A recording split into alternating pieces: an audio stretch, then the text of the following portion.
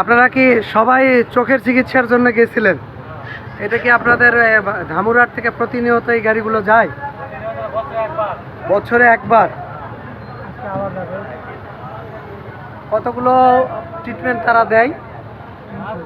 300 রোগী তারা free treatment করে। এটা কি কোনো সংস্থার মাধ্যমে না?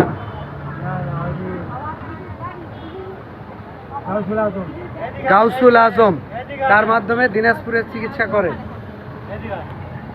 বলেন তো ভাই, এটা ব্যাপারে একটু বলেন তো।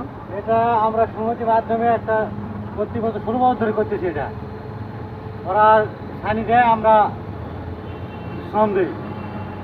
এটা আপনার হচ্ছে সমিতিটার নাম কি বলেন? বন্ধু কল্যাণ সমিতি। ঠিকানা কোথায়? ধামরাহাট থেকে ধর্ম বাজার।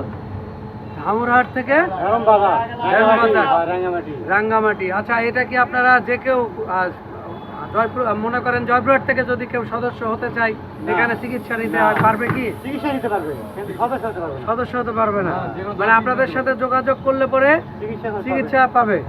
আপনাদের মোবাইল নাম্বারটা একটু বলেন, যেখানে যোগাযোগ করলে আপনাদের এই সেবাটা নিতে পারবে তারা। 017 বলেন। 01727 01727 969120।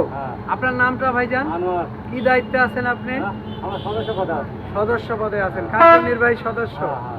আচ্ছা, যদি কেউ চিকিৎসা নিতে চায় ফ্রিতে চোখের, তাহলে আপনাদের সাথে যোগাযোগ করলে এই চিকিৎসাটা পাওয়া যাবে।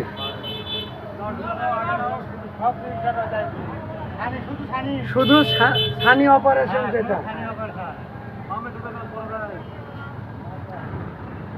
দর্শক, আমরা দেখানোর চেষ্টা করছি, এটা ধামুরহাট থেকে এই গাড়িটা আসছে।